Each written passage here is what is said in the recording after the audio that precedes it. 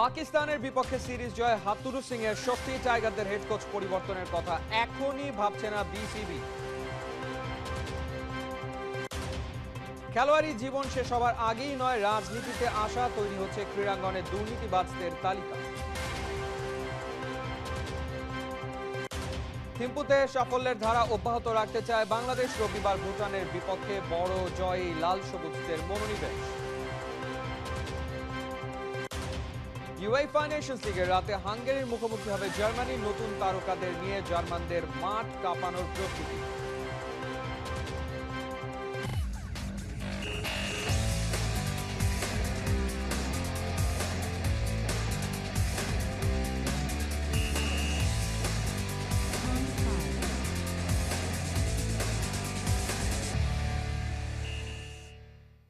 স্বাগত খেলা যুগে, আপনাদের সাথে আছি আমি ফাইম রহমান। চাকরি বেঁচে যাচ্ছে হাতুরু সিং এর। ছুটি কাটিয়ে সিডনি থেকে ফিরছেন বাংলাদেশে। তার অধীনেই টাইগাররা যাবে ভারত সফরে। ভারতে দুই ফরম্যাটেই টাইগারদের দারুণ আত্মবিশ্বাসী করবে পাকিস্তানের পারফরম্যান্স। বোর্ড পরিচালক নাজমুল আবেদিন ফাহিম সেটাই বিশ্বাস করেন।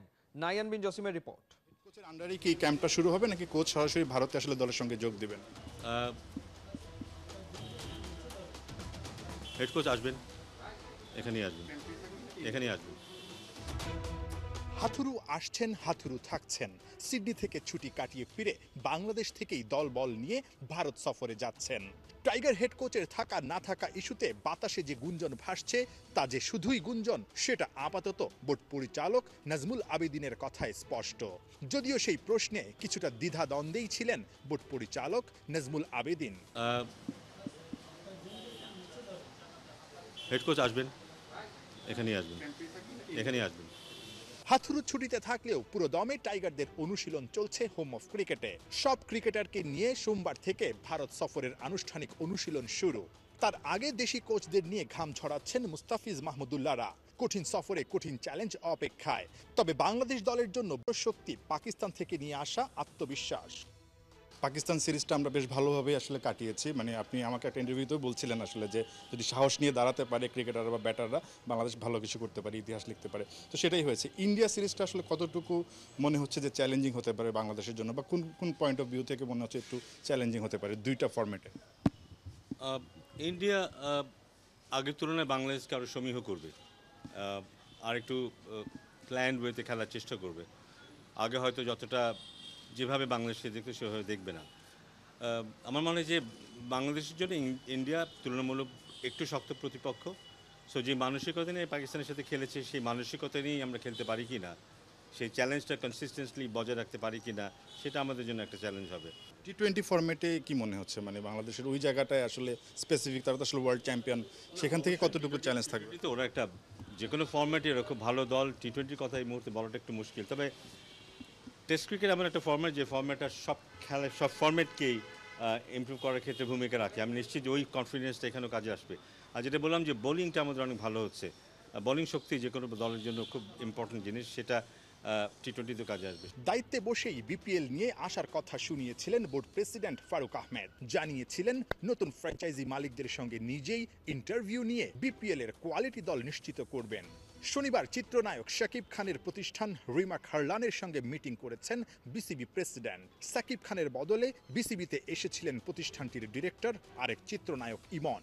হার্লারের পক্ষ থেকে বিপিএলে আমরা একটা টিমের জন্য আমরা ওনাদেরকে অনুরোধ করেছি যে আমরা টিম নিতে চাই, এবং এই টিমটার কিন্তু সর্বসাকুল্যে আছে আমাদের মেগাস্টার শাকিব খান। আমরা সাকিব আল হাসান তো বাংলাদেশ ক্রিকেটের একটা বড় ব্র্যান্ড। আসলে উনি কারোর সাথে কন্ট্রাক্ট আছে কিনা এই বিষয়গুলো আসলে আমি এখন মানে বলতে পারছি না আসলে বিষয়গুলো। সো এটা যত টাইম যাবে তত বলতে পারবো। পরিকল্পনা অনুযায়ী ঠিক সময়ে প্লেয়ার্স ড্রাফট আর বিপিএল আয়োজনে বিসিবি দারুণ আত্মবিশ্বাসী। নাহিয়ান বিন জসিম, ৭১। দেশের ক্রীড়াঙ্গন সংস্কারে ক্রীড়া উপদেষ্টা আসিফ মাহমুদ নিতে যাচ্ছেন দুই কঠিন সিদ্ধান্ত, যেটার বাস্তবায়ন হলে খেলোয়াড়ি জীবনে আর রাজনীতি করতে পারবেন কিনা সাকিব, উঠেছে সেই প্রশ্ন। বিসিবির নতুন নেতৃত্ব নিয়ে কতটা খুশি বিএনপি, বাংলাদেশের অন্যতম প্রধান রাজনৈতিক দলটির ভাবনা থাকছে মেহেদী নাইমের রিপোর্টে। হিন্দু, মুসলিম, বৌদ্ধ, খ্রিস্টান, দল মত ধর্ম নির্বিশেষে গড়া হবে সোনার বাংলাদেশ। এমন স্বপ্নই তো দেখেছিল বাঙালি বাংলা। খেলার মধ্যে কোনো রাজনীতি নয়। মাঠে যখন খেলে ওরা 11 জন, গোটা জাতি এক হয়ে লড়ে ওই লাল সবুজের পতাকাটার জন্য, সমস্বরে গায়, আমার সোনার বাংলা, আমি তোমায় ভালোবাসি। 24-এর গণঅভ্যুত্থানে দেশ স্বাধীন হবার পর গা ঢাকা দিয়েছে আওয়ামী লীগ। ডক্টর মোহাম্মদ ইউনূসের নেতৃত্বে অন্তর্বর্তীকালীন সরকার দেশ পুনর্গঠনের দায়িত্ব নিয়েছে। নগরে আগুন লাগলে যেমন দেবালয় মুক্তি পায় না, ঠিক তেমনি দেশ সংস্কারে প্রতিটি ক্রীড়া ফেডারেশনে লেগেছে সংস্কারের ছোঁয়া। বিসিবিতে শেষ হয়েছে নাজমুল হাসান পাপন অধ্যায়। নতুন সভাপতির দায়িত্বে ফারুক আহমেদ আর পরিচালকের ভূমিকায় ক্রিকেট কোচ নাজমুল আবেদিন ফাহিম। বাংলাদেশের অন্যতম প্রধান রাজনৈতিক দল বিএনপি মনে করে যোগ্য লোকের হাতেই উঠেছে নেতৃত্ব। দলটির ক্রীড়া বিষয়ক সম্পাদক সাবজয়ী ফুটবলার আমিনুল হক তাদের কাছে সেরাটা চান। প্রথমত বলতে চাই যে আসলে ফারুক ভাই তিনি প্রধান নির্বাচক ছিলেন, তো বাংলাদেশ ক্রিকেট সম্পর্কে কিন্তু তিনি শিরায় শিরায় ওয়াকিবহাল, এবং আমার কাছে মনে হয়েছে যে উনি একজন নিউট্রাল লোক, একজন ক্রীড়া সংগঠক, একজন ক্রীড়াবিদ। সেই চিন্তা থেকে আমার কাছে মনে হয়েছে যে ফারুক ভাইকে যে সিদ্ধান্ত দেওয়া হয়েছে বা ফারুক ভাইকে যে সভাপতি করা হয়েছে এটি ইতিবাচক একটি দিক। এবং আমি একটি জিনিস বিশ্বাস করি যে গত 17 বছর ধরে যে ক্রিকেট বোর্ডে যে আপনাদের মাধ্যমে যে দুর্নীতির কথা শুনেছি, বিভিন্ন রকম অনিয়মের কথা শুনেছি, বিশৃঙ্খলার কথা শুনেছি, সেই জিনিসগুলি আমি আশা করি যে ফারুক ভাইয়ের মাধ্যমে টোটালি বন্ধ হয়ে যাবে, এবং তার মাধ্যমে হয়তোবা আরও নতুন কিছু ডিরেক্টর আসবে তাদেরকে নিয়ে, এবং যারা কোনো পলিটিক্যাল পার্টিকে বিলং করে না, বাট সমর্থন থাকতে পারে, বাট কোনো পথধারী না, এবং তাদেরকে দিয়ে যদি আমরা, এবং মাঠে যারা ক্রীড়া সংগঠক রয়েছে তাদেরকে যদি কাজ করাতে পারি, তাহলে আমার মনে হয় যে ক্রিকেটের যে একটি গ্যাপ তৈরি হয়েছে, বিশেষ করে সাংগঠনিক যে প্রক্রিয়াগুলি রয়েছে বা অনিয়ম বা ফাইন্যান্সিয়াল যে ম্যাটারগুলি নিয়ে বিভিন্ন অনিয়মের কথা আমরা শুনেছি, এগুলি আশা করি সলভ হয়ে যাবে। কোনো ফেডারেশনে দুইবারের বেশি সভাপতি হওয়া যাবে না। খেলোয়াড়ি জীবন শেষ হবার আগে ঢোকা যাবে না কোনো রাজনৈতিক দলে। ক্রীড়া উপদেষ্টা আসিফ মাহমুদের এমন সিদ্ধান্ত বাস্তবায়নের অপেক্ষায়। সেটি বাস্তবায়ন হলে ক্রিকেটার সাকিব আল হাসানের রাজনৈতিক ক্যারিয়ারের ইতি ঘটছে কি? ক্রীড়াঙ্গনে দুর্নীতিবাজ কর্তাদের তালিকা করতে ইতোমধ্যে কাজ শুরু করেছে সার্চ কমিটি। রবিবার আবারও একসঙ্গে বসবে তারা। মেহেদী নাইম, ৭১। জিম আফ্রো টি10 লিগের দ্বিতীয় আসরে হারারে বোলসের হয়ে খেলবেন বাংলাদেশের লেগ স্পিনার রিশাদ হোসেন। ড্রাফটের আগে সরাসরি সাইনিং করিয়ে রিশাদকে দলে ভিড়িয়েছে দলটি। গেল সপ্তাহে অস্ট্রেলিয়ার বিগ ব্যাশের দল হোবার্টস হারিকেনসে ডাক পেয়েছিলেন রিশাদ। সেই আমেজ না কাটতেই এবার আরও একটি ফ্র্যাঞ্চাইজি ক্রিকেট লিগ মাতানোর সুযোগ রিশাদের সামনে। জুনে টি20 বিশ্বকাপে বাংলাদেশের হয়ে সর্বোচ্চ 14 উইকেট নিয়ে সবার নজর কেড়েছিলেন টাইগার স্পিনার। আইকন ক্রিকেটার হিসেবে হারারে জিমি নিশামকে এবং গ্লোবাল সুপারস্টার হিসেবে শ্রীলঙ্কার দাসুন সানাকাকে দলে নিয়েছে। জিম আফ্রো টি10 লিগে প্রতিটি দলে ন্যূনতম 16 জন খেলোয়াড় থাকবেন, যার মধ্যে জিম্বাবুয়ের থাকবেন কমপক্ষে 6 জন।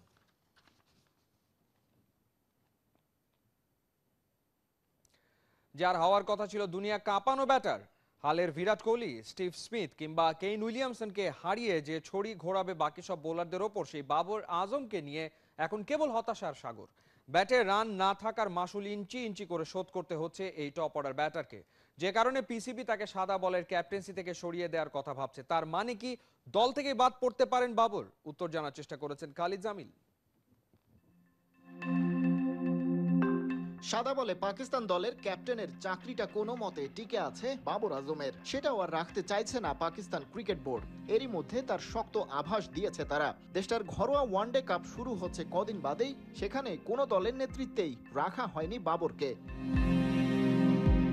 ওদিকে কানা ঘোষা শোনা যাচ্ছে পাকিস্তানের অস্ট্রেলিয়া সফরেই ক্যাপ্টেন বাবরকে রিপ্লেস করা হতে পারে। আর একাধিক গণমাধ্যমের সূত্র বলছে সেখানে দায়িত্ব নিতে চলেছেন মোহাম্মদ রিজওয়ান। জিও নিউজ জানাচ্ছে দেশটার সাদা বলের কোচ গ্যারি ক্রিস্টেন গত জুলাইয়ে পাকিস্তানে গিয়েছিলেন এবং তার সাথে পিসিবি কর্তাদের ক্যাপ্টেন পরিবর্তনের ব্যাপারে কথা হয়েছে। রিজওয়ান প্রশ্নে তার কাছ থেকেও মিলেছে গ্রিন সিগন্যাল। সাদা বলে রিজওয়ানকে দায়িত্ব দেওয়ার আগে শেষবারের মতো পরীক্ষা নিরীক্ষা করে নিতে পারছে পিসিবি। আসন্ন ঘরোয়া ওয়ানডে কাপে তিনি উলফস দলের নেতৃত্বে দিচ্ছেন। পাকিস্তান টেস্ট দলের ভাইস ক্যাপ্টেন সাউদ শাকিল অধিনায়কত্ব করছেন ডলফিন্সের। শাহিন শাহ আফ্রিদি লায়ন্সের ক্যাপ্টেন, শাদাব খান লিড করবেন প্যান্থার্সকে, আর মোহাম্মদ হারিস স্ট্যালিয়নের ক্যাপ্টেন। অধিনায়কদের তালিকা থেকেই বোঝা যাচ্ছে লিডারশিপ ইস্যুতে নতুন পথেই হাঁটতে চাইছে পাকিস্তান। একের পর এক সিরিজে টুটাফাটা পারফরমেন্স, যে ছিল অ্যাক্রস দ্য ফরম্যাটে পাকিস্তান দলের ব্যাটিং লাইনের অন্যতম ভরসা, সেই বাবর আজমের ব্যাটে রান নেই, বা রান আসলেও সেটা ম্যাচ জয়ের জন্য যথেষ্ট হচ্ছে না। দলের ক্রুশিয়াল মোমেন্টে বাবর হয়ে উঠতে পারছেন না সত্যিকারের ইম্প্যাক্ট ক্রিকেটার। টেস্ট ক্রিকেটে বাবর সবশেষ 50+ ইনিংস খেলেছেন 161 রানের। করাচিতে নিউজিল্যান্ডের বিপক্ষে সেই ইনিংসটা অনবদ্য হলেও এসেছে 2022-এর ডিসেম্বরে। ওয়ানডেতেও অবস্থা তেমন সুবিধার নয়। এই ফরম্যাটে বাবরের সবশেষবার 50 বা তার বেশি রানের ইনিংস ছিল নিউজিল্যান্ডের বিপক্ষে 2023 সালের নভেম্বরে। বাবরের এই তালিকায় সবচেয়ে কাছের স্মৃতি টি-20 ফরম্যাটে এবছরের মে মাসে আয়ারল্যান্ডের বিপক্ষে 75 রান করেছিলেন তিনি।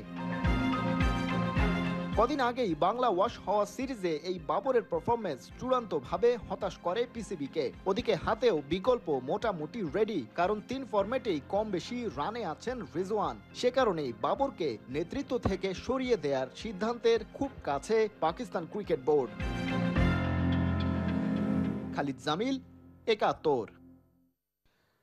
ফিফা প্রীতি ম্যাচে দুটোতে জয় তুলে নেয়ার লক্ষ্য পূরণে মাঠে নামছে বাংলাদেশ প্রতিপক্ষ স্বাগতিক ভুটান। প্রথম ম্যাচে জয়ের আত্মবিশ্বাস কাজে লাগিয়ে দাপুটে ফুটবল উপহার দেয় লক্ষ্য লাল সবুজদের। থিম্পুর চাংলি মিথাং স্টেডিয়ামে দুই দলের লড়াই শুরু হবে বাংলাদেশ সময় সন্ধ্যা 6টায়। অর্ণবাপী রিপোর্ট। শেষ ভালো যার সব ভালো তার অনুশীলনেও সেই মন্ত্রের ছাপ। বিষণ্ণতার চোখ রাঙানি পাশ কাটিয়ে নতুন উদ্যমে লড়ছে বাংলার ফুটবলাররা। ভুটানের সাথে প্রথম ম্যাচ জিতলেও কিছু কমতি ছিল পরিষ্কার। তাই ভুটান বধের মিশনে মরা নদে জলের স্রোত আনতে এটাকেই মনোযোগী হতে হবে ফাহিম মোরসালিনদের। কাবরেরার কারিশমার কার্যকারিতা এখন অনেকটাই প্রমাণিত। লড়াই করছে বাংলাদেশ, সে কথাও মিথ্যে নয়। লড়ে হেরে যাওয়ার গল্পের পট পরিবর্তন করে জয় ছিনিয়ে আনতে শিখেছে দল। ম্যাচের শুরুতে গোল পেয়ে সেই লিড শেষ পর্যন্ত ধরে রাখতে পেরেছে। এবার কি হবে? দাপুটে ফুটবল খেলে ভুটানের বিপক্ষে বড় জয়, নাকি পাহাড়ের বুকে দাঁড়িয়ে নিয়তির নির্ভরতা?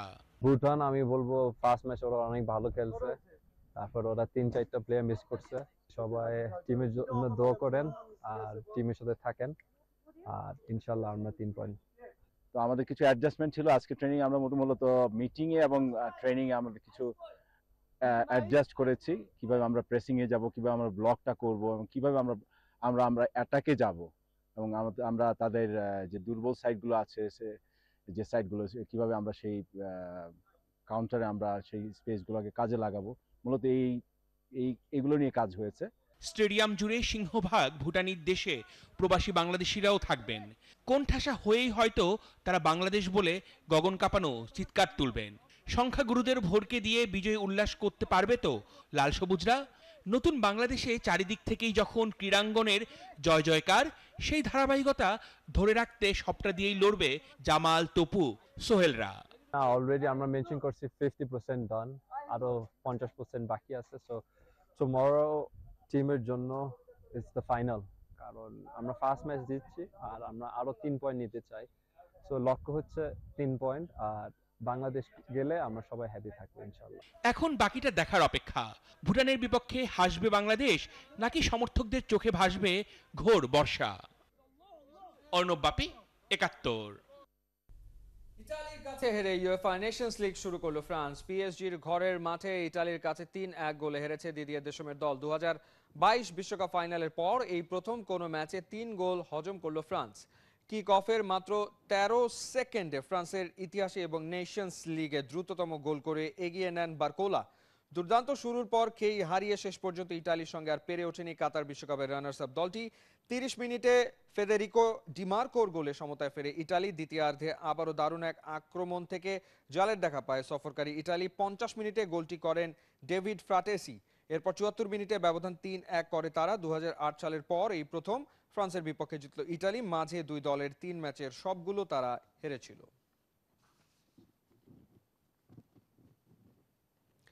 ইউরোতে হার্ট ব্রেকিং পারফরমেন্সের পর এবার নেশনস লিগে মাঠে নামছে জার্মানি। ডুসেলডর্ফে রাত 1:45টায় তাদের প্রতিপক্ষ হাঙ্গেরি। দলের 4 তারকার অবসরের পর নেশনস লিগে জার্মানির আজকের ম্যাচকে বলা হচ্ছে নতুন যুগের সূচনা। এদিকে হাঙ্গেরিও দুর্বল নয়, গেল আসরে জার্মানিকে হারিয়ে নিজেদের সামর্থ্যে জানান দিয়েছে দলটা। বিস্তারিত পার্থবণিকের রিপোর্টে। জার্মান কিপার টের স্টেগান মাঠে প্র্যাকটিসে ব্যস্ত। দীর্ঘ এক যুগের ক্যারিয়ারে এবার জার্মান গোলবারের নিচে তিনিই সব। ম্যানুয়েল নয়েরের অবসরের পর বার্সা কিপার এখন বিকল্প থেকে হয়ে উঠেছেন ফার্স্ট চয়েস। ইউএফা নেশনস লিগে রাতে হাঙ্গেরির বিপক্ষে মাঠে নামছে জার্মানি। টের স্টেগানের উপর দলের প্রত্যাশা কতটা তা স্লটারব্যাক, রবিন কোক, এমরি ক্যানের চাহনিতেই স্পষ্ট। 2014 বিশ্বকাপ জয়ের পর থেকেই ফুটবলে জার্মানির জৌলুস ধীরে ধীরে হারাতে থাকে। বাকি যেটুক অবশিষ্ট ছিল তাও এবছর ইউরোর পর নয়ার, গুন্ডোয়ান, থমাস মুলার ও টনি ক্রুসের অবসরের মধ্য দিয়ে মিটে যায়। তাই ঘরের মাটিতে ইউরোর কোয়ার্টার থেকে সেই ট্র্যাজিক্যাল বিদায় ভোলার মোক্ষম সুযোগ এবারের নেশনস লিগ। ইউরোপিয়ান গণমাধ্যম এরই মধ্যে হাঙ্গেরি ম্যাচকে জার্মানির জন্য নতুন যুগের সূচনা বলছে। বলার কারণ, পুরনোদের বিদায়ে এই দল প্রায় তরুণ।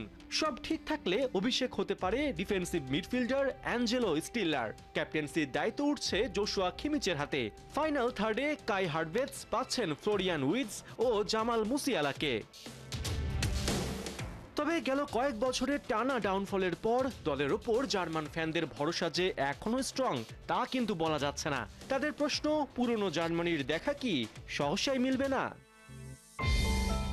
এই প্রশ্নের উত্তর যিনি দিতে পারেন তিনি জার্মান কোচ জুলিয়ান নাগলসম্যান। কিন্তু দুর্ভাগ্যজনকভাবে তার পায়ের নিচের মাটিও নড়বড়ে।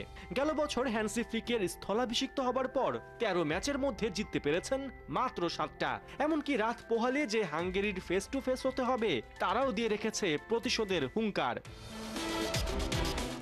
সবশেষ ইউরোতে হাঙ্গেরিকে 2-0 ব্যবধানে হারালেও স্বস্তিতে নেই জার্মানি। পরিসংখ্যান বলছে দুই দলের 38 হেড টু হেডে জার্মানির 14 জয়ের বিপরীতে হাঙ্গেরির জয় 12টা, অর্থাৎ উইনিং মার্জিন খুবই ন্যারো।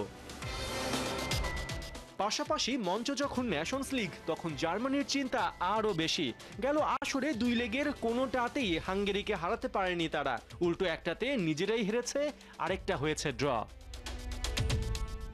তাই দিন শেষে মিলিয়ন ডলার প্রশ্ন, নেশনস লিগে কখনোই গ্রুপ পর্ব উতরাতে না পারা জার্মানি কি এবার কোয়ার্টারে উঠতে পারবে? নিজেদের ভুল শোধরানোর সময় কম। ডুসেলডর্ফে হাঙ্গেরির বিপক্ষে ম্যাচ শুরু রাত 1:45টায়। পার্থবণিক, 71। চলছে খেলাযোগ সরাসরি সংবাদ ও অনুষ্ঠান দেখতে চোখ রাখুন 71-এর ফেসবুক পেজে এবং সাবস্ক্রাইব করুন 71-এর ইউটিউব চ্যানেলে। 71-এর সাথেই থাকুন।